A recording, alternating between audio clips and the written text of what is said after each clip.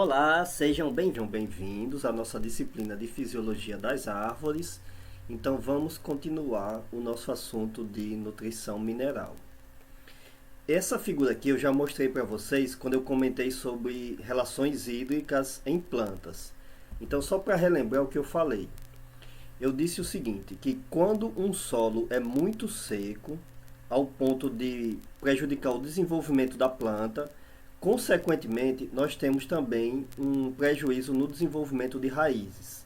Então, faltou algo ao ponto de nem o estímulo de crescimento de raízes, que acontece normalmente em solos secos, poder acontecer em uma situação extrema. Eu até comentei lá também de que se nós tivéssemos um fator intermediário aqui entre solo bem irrigado e solo muito seco, o normal é que as plantas estimulem o crescimento de raízes, mas quando o solo é muito seco ao ponto de prejudicar divisão celular e expansão celular, isso daí prejudica também o crescimento de raízes. E já no solo com condições adequadas de água, né, a tendência é que as plantas, todos os tecidos cresçam normalmente, inclusive as raízes. Ok? Então, trazendo isso aqui para a nutrição de plantas, a gente tem um efeito muito parecido. Deixa eu voltar aqui um pouco. Se eu tiver um solo extremamente pobre, que iria causar o mesmo efeito de um solo extremamente seco. Ou seja, o desenvolvimento das raízes seria prejudicado. Em um solo com boas condições nutricionais, o crescimento de raízes acontece normalmente, porque toda a planta está bem nutrida, então ela pode desenvolver todos os seus processos metabólicos adequadamente. E num solo relativamente pobre, ocorre também crescimento de raízes em direção aos nutrientes. Então, para exemplificar essa questão de solos muito pobres, aqui tem alguns dados experimentais mostrando uma alteração na arquitetura de raízes em resposta a alguns nutrientes. Então, a gente vê aqui, por exemplo, fósforo, nitrogênio na forma de nitrato e amônio e potássio. Em locais que a quantidade desses nutrientes, tá? Que é o NPK, né? Aqueles que eu falei que são utilizados em maior quantidade pelas plantas, com exceção do carbono, hidrogênio e oxigênio. Então, nessa situação aqui, em que se fornece esses elementos minerais, o desenvolvimento de raízes é normal, é adequado. Vocês estão vendo essa faixa aqui do meio. Mas, por sua vez, se você diminui bastante a quantidade desses nutrientes, que são nessas faixas acima e abaixo, mostradas pelo sinal de menos, ou seja, na ausência desses elementos minerais, ocorre um prejuízo no desenvolvimento de raízes. Ok? Então precisa ter uma certa quantidade de nutrientes para que a própria raiz possa crescer em direção à busca de nutrientes no solo. Então isso é uma coisa bem lógica que muitas vezes a gente não se toca muito, né, quando faz algumas análises de o que está prejudicando o crescimento de plantas em algumas situações. Bom, isso aqui é uma outra figura que exemplifica bem essa questão. Então aqui eu tenho um efeito um efeito na biomassa de raízes em relação a um solo contendo bastante nitrato e também, aliás, um solo contendo variações na concentração de nitrato e variações na concentração de amônio. Todos esses dois, isso aqui são utilizados como adubos, são fontes de nitrogênio. Quando eu falar sobre a assimilação de elementos minerais, eu vou comentar mais em detalhe como é que as plantas utilizam esses compostos, tá? Mas por enquanto, entendam que isso daqui são fontes de adubação nitrogenada e que um solo muito pobre nessas duas fontes de nitrogênio, vocês observam valores abaixo aqui na biomassa de raízes. Em concentrações intermediárias, para essas condições experimentais aqui, das duas fontes nitrogenadas, as raízes crescem bem. Já em concentrações altas, para as duas fontes de nitrogênio, as raízes não crescem tão bem também. Então, nessa situação de alta concentração, as plantas, a questão é que não é que falta nitrogênio, não é que falta fonte nitrogenada no solo, é que no local em que as raízes já se encontram, já tem nitrogênio suficiente. Por que, que a planta iria investir em produzir mais raízes naquele local? Né? Então, não é necessário ela fazer isso. Já em locais que são que tem alguma quantidade de nitrogênio, mas que é, exige que a planta absorva mais naquele local, porque não é uma quantidade que cause, entre aspas, né, tranquilidade para o desenvolvimento de plantas. Aí ela investe no crescimento de raízes para poder absorver bem nessa região. E solos pobres no nutriente, então aí o próprio crescimento das raízes é prejudicado. O que eu espero que tenha ficado bem claro aqui com esse gráfico, a gente poderia fazer inclusive essa mesma relação para a questão de disponibilidade de água. Mas vamos adiante. Então aqui eu tenho diferentes espécies de plantas mostrando que elas têm uma morfologia de raízes diferentes. Então, consequentemente, as plantas que possuem raízes mais profundas e que ocupam uma maior extensão em um solo, elas vão poder explorar novas regiões, né, regiões mais afastadas em relação ao local em que a planta germinou, e vão poder obter em maior quantidade também nutrientes. Né? Isso eu sempre acabo comentando nas minhas disciplinas, de que plantas elas germinam e completam todo o seu ciclo de vida no mesmo local. Então elas não, se faltou nutriente, não são como nós animais, né, que pode buscar em outros locais. Elas têm que sobreviver enfrentando todas as condições negativas possíveis em um determinado local. E uma das formas de sobrevivência é aprofundando raízes ou espalhando raízes em relação ao local em que ocorreu a germinação, para obter nutrientes de locais mais afastados.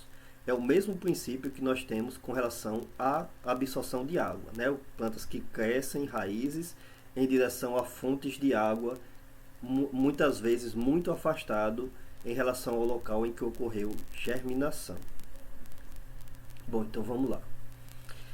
Essa figura aqui, então, ela mostra o seguinte, né? Eu comentei alguma coisa sobre morfologia e anatomia de raízes lá em relações hídricas, mas deixa eu voltar aqui para levar em consideração com relação à absorção de elementos minerais.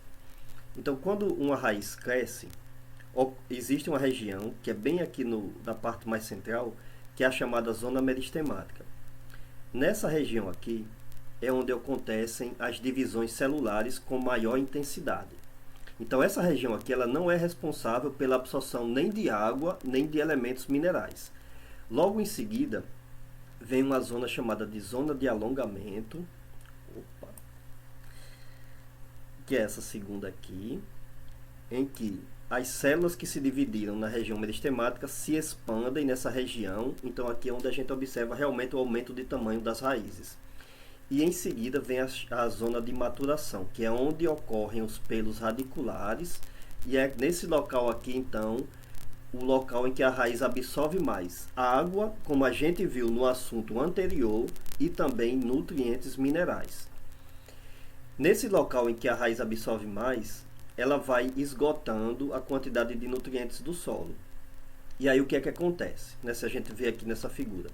Então, isso vai gerando as chamadas zonas de depleção, que significa exatamente esgotamento do nutriente no solo. Então, de início, quando a raiz chega naquele local, o solo tem uma quantidade adequada de nutrientes. Muitas vezes adequada, é claro que isso vai variar de acordo com o solo, né? Pode ser que um solo seja pobre, ou pode ser que seja muito rico em nutrientes, mas vamos dizer que ela tem uma zona adequada para o desenvolvimento de plantas.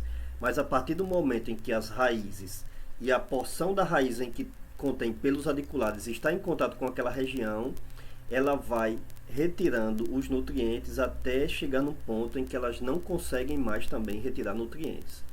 Vocês estão vendo aqui nesse gráfico que isso é em função da distância em relação à superfície foliar. Então, quanto mais próximo, aliás, distância em relação à superfície da raiz. Então, quanto mais próximo à superfície, maior maior a superfície onde ficam as epidermes, tá? Então, maior o esgotamento de nutrientes naquele local. E aí as raízes vão ter que crescer em busca de nutrientes em outros locais. Então, como é que elas fazem? Então, o que é hoje? Zona de maturação de raízes, que provoca a depressão num solo que vai estar aqui próximo. Quando essa raiz continuar crescendo, ela vai continuar produzindo divisões celulares nessa região. O que hoje é região meristemática vai se tornar região de alongamento celular. Então toda essa porção aqui vai ser empurrada em direção a uma maior profundidade do solo. E aí essa região aqui que não está com solo esgotado ainda, forma pelos radiculares, ela depois de ser zona de alongamento, ela se torna zona de maturação. O que vai ser zona de alongamento agora vai ser essa região aqui, né? Então a raiz continua crescendo. E aí esse solo aqui ele tem condições adequadas. Então, depois que esgota os nutrientes nessa região próxima à superfície aqui onde tem a epiderme, aí a raiz continua crescendo, explorando outros locais, né? Eu espero que tenha ficado claro. Então, essas zonas da raiz elas vão alterando de acordo com o próprio processo de desenvolvimento e crescimento de raízes. E aí vai gerando essas zonas de depressão ao longo de todo o caminho que a raiz percorreu até atingir uma determinada profundidade no solo. Ao mesmo tempo, ocorre a produção de uma estrutura chamada de faixa de mucigel, aliás, que é uma região contendo alguns compostos orgânicos que facilitam a absorção de elementos minerais. Então é a própria epiderme da raiz que produz essas substâncias aqui, e que também tem um pH um pouco mais ácido, porque as raízes liberam íons H+ nesse local. Vocês lembram da aula passada por que acontece isso, né? Porque as raízes acidificam um pouco o solo, né? Lembrem lá da capacidade de troca catiônica, que é quando os íons H+ trocam com cátions que estão ligados às partículas de argila no solo. Então isso vai formando já uma micro-região que favorece a absorção de nutrientes pelas raízes. Ok? E aí vai formando essas zonas aqui na sequência. Então eu espero que tenha ficado bem claro nessa questão do desenvolvimento de raízes em busca de explorar cada vez mais locais de solos em busca de nutrientes, né, basicamente. Então, com relação a essa questão, né, de estudo de nutrientes em solos, a gente observou, né, ao longo do tempo, como eu comentei na aula passada, um aumento muito grande nos estudos ligados a funções e quantidades exigidas pelas plantas de alguns nutrientes minerais. Então, em primeiro lugar, tá, isso aqui são plantios de milho. Vocês observam em locais em que tem fornecimento de nitrogênio que as plantas crescem melhor, consequentemente elas vão produzir melhor do que as plantas que não receberam nitrogênio, porque o que aconteceu nesse local foi uma alteração no ambiente, tá? Nesse bioma aqui, né, ele foi alterado, esse ecossistema foi alterado, aliás. E aí o que acontece, né?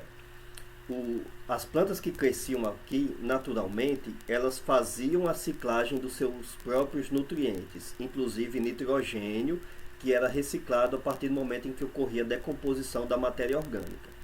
Quando ocorre desmatamento e o plantio de uma cultura agrícola, aí normalmente a exigência por essas plantas é maior, até porque os plantios ficam mais adensados, as plantas ficam mais próximas umas das outras, como vocês estão observando aqui nessas figuras. E aí o plantio mais adensado, é claro, faz com que a exigência nutricional das plantas seja maior. Se o nitrogênio ou qualquer um desses elementos que nós estudamos não for reposto de acordo com a quantidade que as plantas estão retirando, então a tendência é que o solo se torne degradado, né? E aí, inclusive, a agricultura não vai mais poder ser possível com o tempo. A gente tem vários exemplos disso em diversas regiões no Brasil, né? Entre elas a amazônica e algumas outras. Então, se não ocorre a reposição na quantidade que as plantas estão exigindo, né, aí a gente vai ter esses problemas. É por isso que surgiu diversos estudos relacionando sintomas de deficiência com falta exatamente de alguns nutrientes em plantas. Sintoma de deficiência, é bom deixar claro que é muito parecido com, aliás, é idêntico ao que a gente faz muitas vezes quando a gente vai no médico, né? Chego lá, digo, olha, eu estou sentindo problema tal, E aí, o que é que ele faz? De acordo com as características desse problema que eu falo, ele vai dizer, ou ela, né, vai dizer, ah, você provavelmente está com tal doença, mas para eu ter certeza, eu vou lhe solicitar alguns exames. Então, quando a gente observa em plantas sintomas de deficiência, isso significa que todo o crescimento da planta já foi prejudicado. E aí a gente observa algumas características, normalmente em folhas. Por que em folhas? Porque como folhas têm cores, são coloridas e alteram também muitas vezes o tamanho de acordo com alguma deficiência nutricional, então é o órgão vegetal normalmente mais fácil de se observar. Eu vou mostrar que tem exceções, mas normalmente é mais fácil observar sintomas de deficiência em folhas do que em outros locais, né? Porque mudou a cor, a gente já entende que tem alguma coisa errada acontecendo lá na planta. Mas quando mudou a cor, isso significa que todo o crescimento da planta já foi prejudicado, né? Quando a gente detecta uma alteração metabólica fazendo exame, isso significa que de alguma forma nós já estamos com alguma característica ligada ao nosso metabolismo, né, interno prejudicada, né? Já temos alguma doença provavelmente. Então vamos lá. Então tem vários estudos mostrando essa questão de sintomas, aliás, de deficiência. Só que eu nunca recomendo que vocês fiquem muito ligados a características específicas desses sintomas de deficiência. Em primeiro lugar, porque eles variam de espécie para espécie, como vocês estão vendo aqui, só comparando tomate, sorgo e pimenta do reino. E também varia muitas vezes em intensidade. Então, o ideal que se faça como o médico recomenda ou solicita, né? Faça um exame para ter certeza. E aí, para você ter certeza que tem deficiência de nitrogênio, por exemplo, aí você faz uma análise coleta algumas folhas, faz análise ou coleta algum outro tecido da sua planta. Já existem, né, laboratórios especializados nisso, eles já sabem qual que seria a concentração adequada que deveria existir de cada um desses nutrientes nos tecidos da maioria das espécies, é claro, principalmente naquelas de maior interesse econômico, mas então já existe isso. E aí você teria certeza de que é realmente aquela deficiência. Nem sempre dá para fazer isso, apesar de que atualmente isso tem se tornado cada vez mais acessível, então essas análises vão se tornando cada vez mais baratas. Acontece que o seguinte, eu acabei de falar, né, de que quando acontece o sintoma de deficiência é porque todo o crescimento da planta já foi prejudicado. Então, muitas vezes é melhor, assim, dependendo, é claro, do local, né, de você coletar, mandar para um laboratório, ter que esperar alguns dias até obter análise. Às vezes você tem que agir mais rápido para não ter um prejuízo econômico tão elevado. Então, muitas vezes a gente tem que entender esses sintomas de deficiência, mas hoje você já tem uma ferramenta muito boa que são manuais, né, livros. Eu quero plantar eucalipto, eu quero estudar, eu quero entender quais são os efeitos de deficiências nutricionais no eucalipto. Então já tem as fotos tudo boazinhas lá em alta resolução que ajudam a entender mais ou menos o que está acontecendo no local de plantio. Uma outra coisa são aplicativos para smartphones ou tablets, né, que eles também, através da análise de imagem, então você tira a foto, compara-se com o banco de imagens da espécie que você tem, e aí ele vai dar um diagnóstico que pode variar, tá? Você teria que ter certeza. E muitas vezes, para ter certeza, aliás, não para ter certeza, né, mas para acertar praticamente o que você precisa, você tem que conhecer algumas características do solo. Então aí você, esse solo aqui historicamente, plantios aqui sofrem por deficiência de nitrogênio. Está acontecendo uma coisa muito parecida agora comigo, então provavelmente é aquilo, né? Então aí vai fazendo esse diagnóstico, né, da análise do sintoma, do histórico do local, mas é claro, o mais preciso é, se for possível, fazer análise química. E o mais recomendado de todos, que vocês vão ver nas disciplinas de solos, é fazer uma análise química do solo antes do plantio e ir fornecendo os nutrientes de forma adequada ao longo de todo o ciclo de cultivo da sua planta. Então, por isso que às vezes ajuda nessas questões de sintomas de deficiência, mas a gente tem que tomar alguns cuidados, por isso que não vale muito a pena ficar muito ligado, porque muitas vezes pode até ser doença também, né? A gente tem algumas doenças que causam efeitos parecidos com deficiências nutricionais. Bom, as funções desses elementos eu não vou comentar novamente, vocês têm aqui no slide e tem na primeira tabela, acho que na segunda tabela que eu mostrei na aula anterior de nutrição mineral, aquela que dividia os elementos químicos em 4 grupos de acordo com as funções. Então aquilo ali já é o que a gente tem de mais atualizado com relação às funções conhecidas de todos esses elementos que são essenciais para plantas. Então vou só revisar aqui um pouco, mas sem comentar especificamente cada uma das funções. Então, lembrando novamente, né, que o potássio ele tem o efeito lá na regulação osmótica, por exemplo, abertura e fechamento de estômatos, mas observem deficiências de potássio como são variáveis de acordo com as espécies, né? Tomate, nas folhas de soja, né, tem uma característica um pouco diferente. No caso de tomate a gente vê a nevuda mais escura e aqui em outras regiões amareladas. No caso de arroz, as nevudas ficam amareladas, né, e a região entre nevudas fica meio verde mais escuro, que lembra um pouco, né, o do tomate, só que invertido. Então, para a gente ver que não adianta, né, fazer uma generalização. O mais adequado é você entender as funções e entender o histórico ali do seu local, o que é que está acontecendo, né? E, se possível, é claro, fazer uma adubação adequada de forma preventiva. O fósforo que tem funções em relações energéticas, né, que a gente tem uma comparação entre deficiências, mais uma vez mostrando que ocorrem variações entre plantas, né, sorgo e tomate, que a gente tem às vezes folhas escuras, às vezes má formação nas folhas, né, então isso ocorre e isso depende das espécies. Uma outra coisa é o seguinte, eu comentei na aula passada sobre elementos químicos que possuem alta mobilidade nos tecidos e alguns elementos químicos que são imóveis, ou seja, que não conseguem sair de um local da planta para outro local da mesma planta. Isso significa translocação interna de elementos químicos.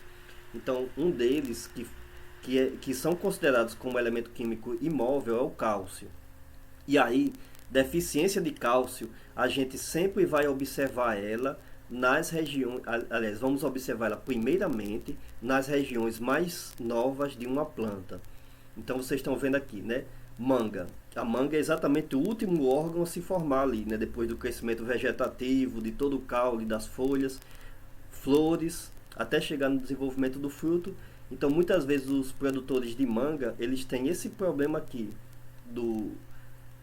isso aqui se chama colapso interno da manga, em que a gente observa aqui uma alteração nos tecidos internos, né, do fruto. Então isso daqui prejudica a comercialização deles. Como é que é causado isso? Eu comentei lá também de que o cálcio ele é importante para a estrutura da parede celular. Tá? Então, paredes celulares com deficiência de cálcio são menos resistentes. E o caroço da manga é muito pesado. Só que, para ver, né, que isso aqui só vai acontecer lá no finalzinho da produção. Às vezes o produtor, durante todo o ciclo de plantio, não percebeu deficiência de cálcio. O problema mesmo ele só vai perceber o problema lá na fase de colheita, né, do fruto, porque os frutos são exatamente os órgãos que vão exigir os nutrientes em maior quantidade. E aí a planta não consegue translocar do local mais antigo para o local mais jovem. Então aí ocorre esse problema aqui, né? Tecidos que não são resistentes o suficiente para segurar o peso do fruto, do caroço, aliás, né, que é onde está a semente, acabam prejudicando ali a produtividade.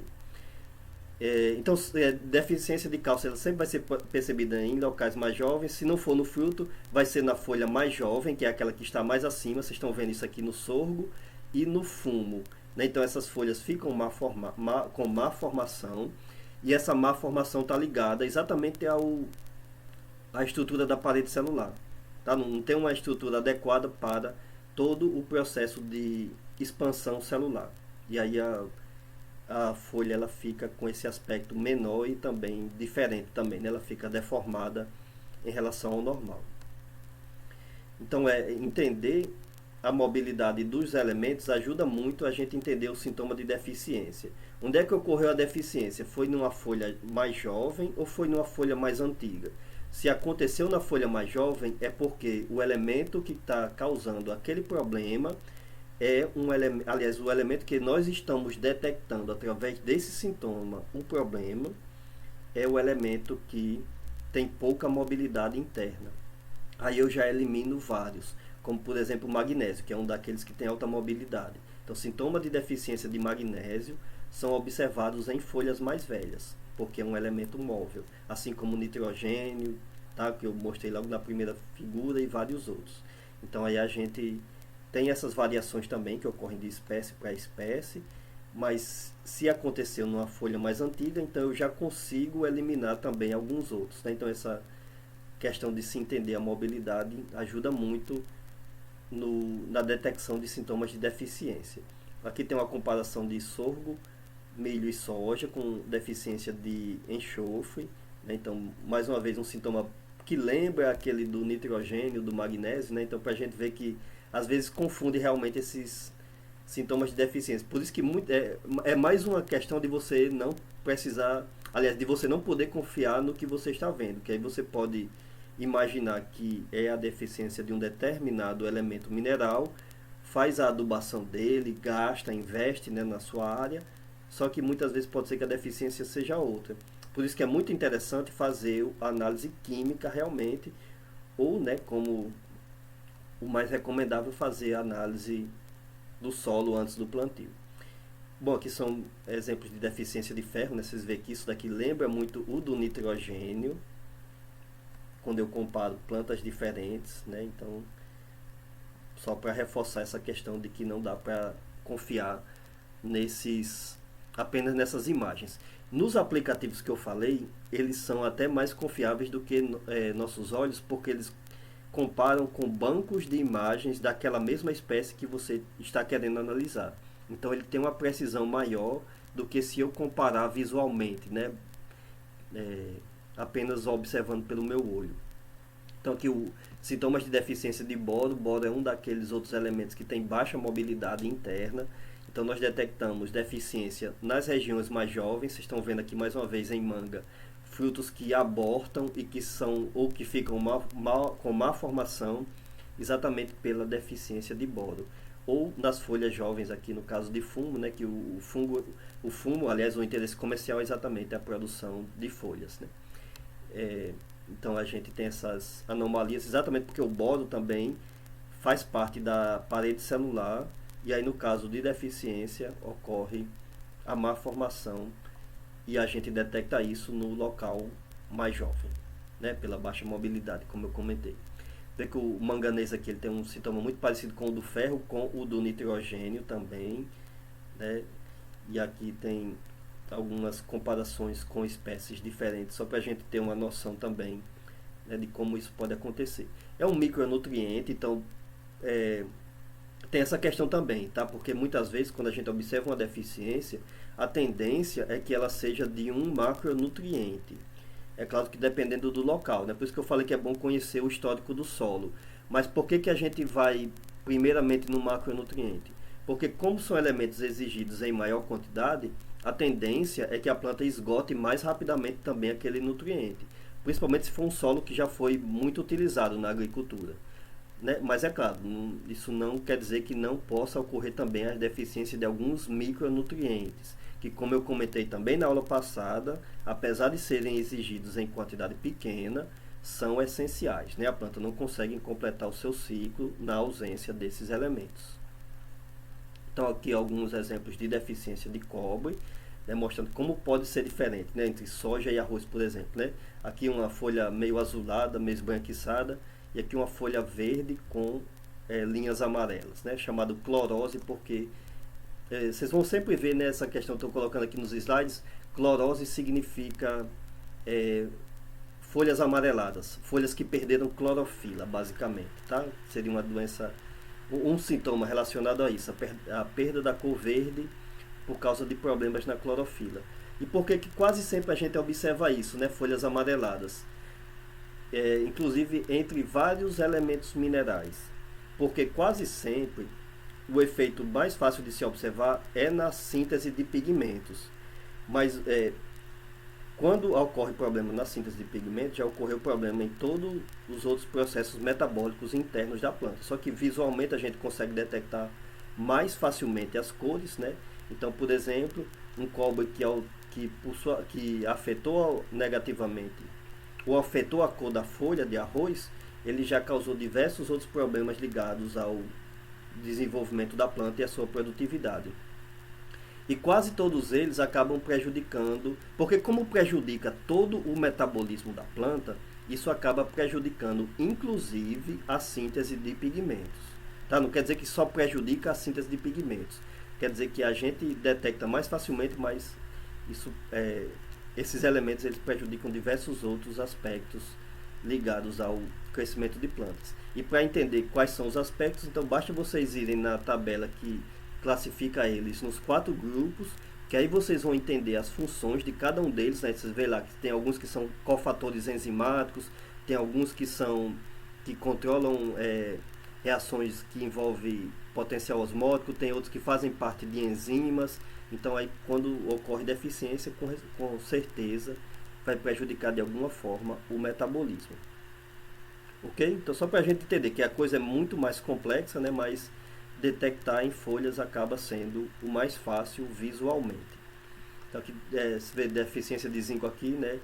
Mostrando efeitos parecidos com o do ferro, com o do manganês, com o do nitrogênio. Às vezes é difícil até detectar, né? Como aqui no caso de manga a gente não vê isso muito claramente. Em situ já vê um pouco mais claro, então tem alguns elementos também que tem essa questão, né, de você poder detectar mais facilmente do que outros, tá? Então que além da alteração nas folhas, né, tem encurtamento dos internóis, ou seja, né, todo o desenvolvimento ali daquele galho, daquele ramo já foi prejudicado, apesar de que visualmente a gente detecta melhor, né, nas folhas. A gente tem uma tendência de os nossos olhos são muito sensíveis para detectar diversos aspectos na natureza em relação a outros sentidos que nós temos, né? Então por isso que a gente detecta com mais facilidade deficiências visuais com alteração de cores. Bom, e aqui uma deficiência de molibdênio, que é um dos elementos, né, essenciais, né, exigidos em quantidade extremamente pequena pelas plantas. Então, eu gosto de comentar aqui o seguinte: deficiência de molibdênio, para a gente ver como ocorre a interação entre esses elementos minerais também dentro dos tecidos de plantas. Então, por exemplo, deficiência de molibdênio causa efeitos ou prejudica a síntese de duas enzimas ligadas à assimilação de nitrogênio. Uma delas que existe em plantas, que é a redutase do nitrato, e outra é nitrogenase, que eu vou comentar daqui a pouco, que ela existe em micro-organismos. Então, falta de molibdênio, o que é que ocasiona? Um efeito muito parecido com o sintoma de deficiência de nitrogênio, porque o que acontece é que as plantas estão tendo um prejuízo na assimilação de nitrogênio. Às vezes você detecta o sintoma e diz, opa, a planta está precisando de nitrogênio, eu fiz análise de imagem, né, está tudo muito parecido lá com a falta de nitrogênio. Aí não dá tempo de fazer análise química, né? Você faz uma adubação de nitrogenada e isso não resolve em nada o seu problema. Por quê? Porque a questão é que o molibdênio prejudica processos ligados à assimilação de nitrogênio, né? Então, mesmo a gente detectando um sintoma parecido, para a gente ver como isso é complexo às vezes, mesmo a gente tendo todo o cuidado de analisar. Por isso que eu falei, né, que para ter certeza realmente do que é que está acontecendo, só se fizer uma análise química do tecido vegetal. Se não for possível fazer, né, a gente tenta, e vai ajudar muito se você conhecer o local que está trabalhando, ou se tiver feito uma análise química prévia, né, aí você vai saber se é um local que pode ter ou não uma deficiência desse elemento mineral. Fora isso, né, é uma deficiência relativamente rara, porque ele é exigido em quantidade pequena, então dificilmente nós vamos detectar isso, tá? Mas pode acontecer, e aí a gente todo o sintoma ele é muito parecido com o da falta de nitrogênio, né? Vocês podem comparar isso até inclusive com as fotos que eu mostrei anteriormente, porque prejudica exatamente a assimilação de nitrogênio. inclusive o local, tá? Em folhas mais velhas, porque exatamente o nitrogênio não está sendo produzido, aí a planta transporta nitrogênio da região mais velha para a região mais nova, porque ela não consegue mais assimilar nitrogênio do solo, né? E aí ela vai ter ali o seu crescimento prejudicado. Bom, para finalizar então essa questão de sintomas de deficiência, eu coloquei aqui o cloro, que a gente não... É muito raro você detectar deficiência de cloro em condições naturais, porque o que nós observamos na maioria das vezes é excesso de cloro. Ele é essencial para alguns processos ligados à fotossíntese, né? Então a planta não consegue sobreviver sem cloro, mas em condições naturais, provavelmente a gente nunca vai detectar deficiência de cloro, porque quase sempre o que vai acontecer é excesso, principalmente em locais em que tem uma tendência, né, a haver salinização do solo ali, né? Então, mas é um elemento essencial, tá? A planta, pela classificação, a planta não consegue completar o seu ciclo sem ele. O níquel também, ele é essencial. Tem um tipo de deficiência muito rara de ser detectada, porque ele é exigido em quantidades extremamente pequenas, né? É um daqueles que tem em maior quantidade nos tecidos de plantas. Então, em condições naturais, mesmo qualquer traço dele no ambiente já é suficiente para que a planta complete o seu ciclo de vida. Se por acaso não existir, aí ela não consegue completar o ciclo, né? Mas isso só dele não existir e prejudicar o ciclo, isso só foi detectado até agora em laboratório. Em condições naturais não. Então é um daqueles lá que demorou muito a ser descoberto como sendo um elemento essencial, porque a própria quantidade de níquel, às vezes presente na semente, já era suficiente para que a planta completasse o seu ciclo de vida. E o cobalto é um daqueles lá que existe a dúvida se ele é ou não um elemento essencial para plantas. Pelo seguinte, cobalto não faz parte de tecidos vegetais. Ele faz parte de bactérias que fazem fixação simbiótica de nitrogênio. Daqui a pouco eu comento como é que são essas bactérias. Então, se você fizer uma análise de um tecido de uma planta, não vai ter cobalto, porque ele faz parte do corpo de uma bactéria, mas que essa bactéria faz simbiose com plantas e que, na ausência dessa simbiose, muitas vezes o crescimento das plantas é muito prejudicado. Então, se não tiver cobalto no solo, a planta completa o seu ciclo, porque ela vai poder retirar nitrogênio de outro local, principalmente se você fizer adubação com nitrogênio. Se não tiver e o solo for pobre em nitrogênio, a planta vai ter o crescimento prejudicado, mas vai conseguir completar o seu ciclo de vida. Porque se ela tiver algum problema de completar o ciclo de vida, não foi por falta de cobalto, foi por falta de nitrogênio. Ok? Então é por isso que eu falo que às vezes a gente não precisa se preocupar muito com essas definições e classificações. O interessante é entender as funções, né, e como é que eles afetam o crescimento de plantas. É importante para muitas plantas. A deficiência vai ser muito rara de ser detectada, porque ele é exigido em quantidades pequenas pelas bactérias que fazem a simbiose, mas aliás, não é que é essencial, é muito importante, né? A gente vai ver diversos efeitos positivos dessas bactérias, dessa relação simbiótica no crescimento de muitas espécies de plantas. Ok? Então, por isso que existe a dúvida, né? Eu falei que existe o silício e o cobalto. O pessoal que estuda nutrição mineral em plantas, eles discutem muito se eles devem ou não ser considerados como elementos essenciais. Eu prefiro deixar vocês definirem, né, escolherem se é ou não essencial. O que eu entendo é que eles são importantes, né, já tem diversas pesquisas mostrando esse efeito positivo na produtividade de plantas. Já que comecei a falar sobre micro-organismos, né, deixa eu falar aqui sobre micorrizas. Então vocês estão observando aqui essas estruturas de cor mais escura, formando bem parecido com aquele esquema de pelos radiculares, né, que eu mostrei. Porque a questão da micorriza é exatamente que ela faz um efeito parecido com o dos pelos radiculares.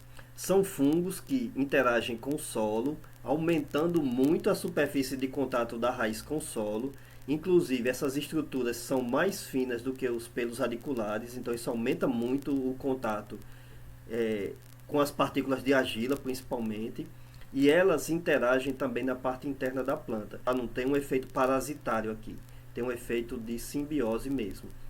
Então esse efeito aqui faz com que diversos elementos minerais do solo tenham uma absorção muito mais fácil na presença de micorrizas do que se elas não existissem no solo.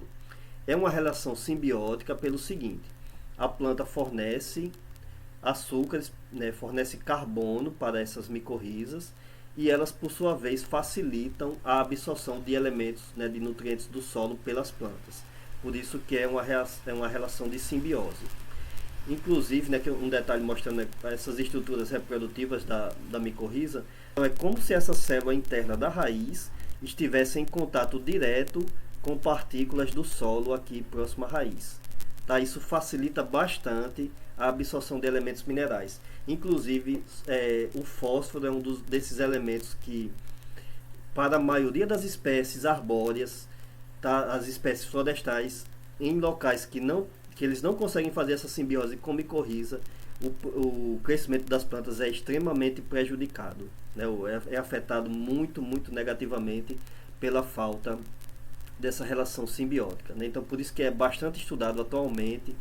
Há um tempo a gente fez um estudo na nossa escola de Macaíba, a gente detectou, né, algumas micorrizas lá que causam efeito benéfico para a produtividade de plantas. Isso aqui são detalhes da estrutura reprodutiva, né, do fungo, como eu mostrei, né? Então ele está produzindo descendentes e liberando ali no solo.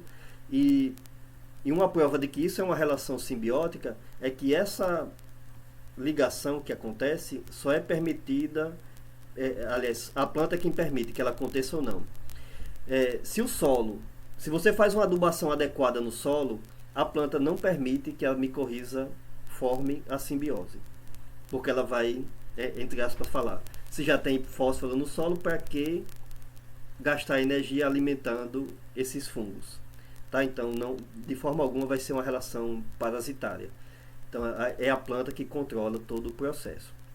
Então, você vê que como isso é um detalhe de uma muda de pinos, mostrando o aumento das área de contato das raízes, né, que é o que está um pouco mais claro aqui nessa foto. Isso aqui foi feito numa câmara em laboratório. Então aumenta bastante a superfície de contato, e o que está em branco, né, mais esbranquiçado aqui, são as micorrizas crescendo. Ou seja, né, toda essa região aqui vai estar em contato com a planta, então isso facilita bastante a absorção desses elementos minerais. Tá? Por isso que eles são muito estudados atualmente, né, e é muito mais vantagem fazer associação com micorrizas do que fazer adubação fosfatada, né, economicamente, inclusive. E um outro tipo de micro-organismo que faz endossimbiose com plantas, aliás, que faz simbiose com plantas, né, endossimbiose é outra coisa, eu comentei lá na primeira aula, são as bactérias que formam nódulos, que são essas estruturas aqui. Elas formam nódulos principalmente em plantas da família leguminosa, mas de algumas outras famílias botânicas também. Então, o que é isso, tá? Esses nódulos são locais em que acontece uma reação de quebra do nitrogênio atmosférico, que é o N2. O nitrogênio atmosférico, ele tem uma ligação covalente tripla entre as duas moléculas, entre os dois átomos, aliás, de nitrogênio. E essa ligação covalente tripla, ela é extremamente difícil de ser quebrada. Então, as plantas não conseguem, tá? Plantas não têm enzimas adequadas ou evoluídas para fazer esse processo. Quem faz isso são algumas bactérias que provocam uma reação idêntica ao que as bactérias nitrificadoras e amonificadoras dos solos fazem.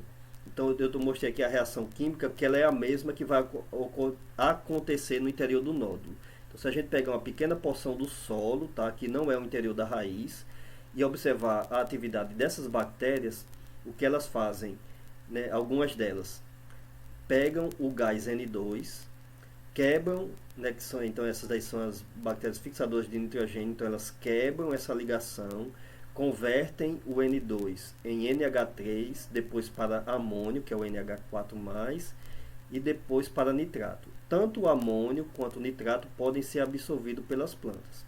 Existem também as decompositoras que fazem isso, mas utilizando matéria orgânica. tá? Mas aí como eu estou discutindo aqui a parte do N2, né, do atmosférico, então o processo vem daqui. Nós temos aproximadamente 70% de gás nitrogênio na atmosfera, né? É uma quantidade extremamente alta, mas a gente encontra em diversos ambientes plantas sofrendo deficiência de nitrogênio, né? Então, para ver como essa reação química aqui ela é importante para a incorporação de nitrogênio no solo. Solos que não têm essas bactérias nitrificantes ou fixadoras de nitrogênio, aliás, que é o nome mais correto, eles são solos que vão ter o crescimento de plantas prejudicados. E no caso então de plantas que fazem a simbiose com risóbios, elas não precisam fixar o nitrogênio no solo. Elas fixam o gás N2 diretamente no interior do nódulo. Então a raiz que faz esse processo, ela leva uma vantagem em relação a plantas que estão competindo ali naquele local, porque ela não vai dividir o seu nitrogênio com ninguém, né? Enquanto que se a bactéria estiver fixando nitrogênio no solo, diversas espécies vão estar competindo por aquele nitrogênio. Mas se a simbiose ocorre no interior do nódulo, aí não existe essa competição. Em troca, né, em troca do nitrogênio, a planta fornece açúcares também para manter essas bactérias se multiplicando, né, e sobrevivendo ali naquele ambiente. E é um tipo de reação que a planta também controla, como no caso das micorrizas. Tá? Se o solo, se você fizer, você pode até testar isso e visualizar isso na prática. Né? Por exemplo, plantas que fazem fixação biológica, como feijão, soja. Se você aduba com nitrogênio, elas não formam nódulos. Se você não aduba, elas permitem a formação dos nódulos. Tá? Por quê? Porque traz a vantagem da fixação de nitrogênio. Mas se já tem nitrogênio, para que gastar energia, né? Para que a planta vai gastar energia mantendo essas bactérias? Então, isso do ponto de vista da planta. Do ponto de vista econômico, eu garanto a você que é mais vantagem fazer esse processo aí de nodulação, que eles chamam, né, que é a ligação do nódulo com a raiz, da bactéria com a raiz para a formação do nódulo, do que gastar dinheiro com adubação nitrogenada, tá? Inclusive para diversas espécies de interesse na engenharia florestal e na agronomia também, né? É muito mais vantagem fazer isso. Mas é claro que da planta, né, se o solo é rico em nitrogênio, para que ela vai manter, né, a bactéria? Para que ela vai gastar energia sustentando, fornecendo carbono para essas bactérias? Então essas duas reações simbióticas, elas são muito importantes para o crescimento de plantas em ambientes naturais. E é claro, né, que a gente pode utilizar esse conhecimento para o cultivo também de espécies, né, de nosso interesse. E para finalizar essa parte inicial aqui de nutrição, então eu vou comentar sobre algumas plantas que têm características especiais. Entre eles existem as plantas epífitas, que elas crescem sobre caules de outras espécies de plantas, principalmente árvores, ou crescem sobre rochas, em locais que a raiz não consegue se aprofundar muito, né? Ela fica muito superficialmente ali. Então elas têm raízes adaptadas, são raízes aéreas, adaptadas a absorver água e nutrientes que caem ali, né? Água que cai da chuva, nutrientes que vão se decompondo ali daquele caule, né? E vão sendo utilizados então por essas plantas, vão sendo absorvidos por elas. Tá? Então, inclusive porque a própria casca da planta ela vai se decompondo com o tempo, né? Então são plantas que vão ter um crescimento bem pequeno, porque elas vão estar no local com limitação na absorção de nutrientes. Plantas parasitas aí são diferentes, porque elas infectam realmente, elas invadem o tecido da planta hospedeira, ligam os seus tecidos vasculares com o da planta hospedeira e passam a sugar a seiva da planta hospedeira. Tá? Isso aqui é a erva de passarinho, que nós temos muito lá na Escola Agrícola de Jundiaí, em que elas, às vezes você olha para cima e vê folhas diferentes, né, em relação à espécie de árvore que você está olhando, e ali elas estão crescendo e sugando, né? Elas ligam o floema dela, né, que é o tecido vascular dela, com o tecido vascular da planta, e aí não se dão o trabalho de absorver nem água nem nutriente do solo, porque eles já estão retirando lá da planta. Inclusive existe essa daqui, que é o cipó chumbo, que de vez em quando a gente encontra também lá na nossa escola agrícola, que ela nem se dá o trabalho de fazer fotossíntese. Você vê que essa estrutura aqui que se enrosca no galho da planta hospedeira, ela é amarelada, porque a planta, para que ela vai fazer fotossíntese se ela está retirando açúcares que vem lá da planta hospedeira? A erva de passarinho ainda faz um pouco de fotossíntese, né? Mas o cipó chumbo, ele nem se dá ao trabalho de fazer isso, né? Ela simplesmente suga. E é claro, né, que essas plantas parasitas, elas podem inclusive causar a morte de algumas espécies vegetais. Tá? Mas é uma forma de absorver diferente, né? E aí a gente tem também as plantas insetívoras, que elas capturam insetos para suprir principalmente nitrogênio. São plantas de locais muito pobres em nitrogênio, aí elas fazem esse processo, né? Elas produzem essas folhas modificadas, que têm substâncias que liberam aroma, que atraem alguns insetos, e aí quando eles se ligam, eles ficam grudados e ela fecha a estrutura. Aí vocês observam aqueles filmes, né, que tem a folha que engole uma pessoa, né, que segura a pessoa e digere ela, tá? Aquilo lá não existe, tá? Não existe uma folha daquele tamanho, não. Mas o funcionamento aqui é o mesmo. Quando ela captura o inseto, ela se fecha. Existem enzimas digestivas nessa parte interna, que aí elas vão decompor, né, ou degradar o corpo do inseto, com a finalidade principal de nitrogênio, tá? Por isso elas conseguem sobreviver em locais muito pobres em nitrogênio. A gente tem algumas dessas plantas aqui nos nossos ecossistemas também.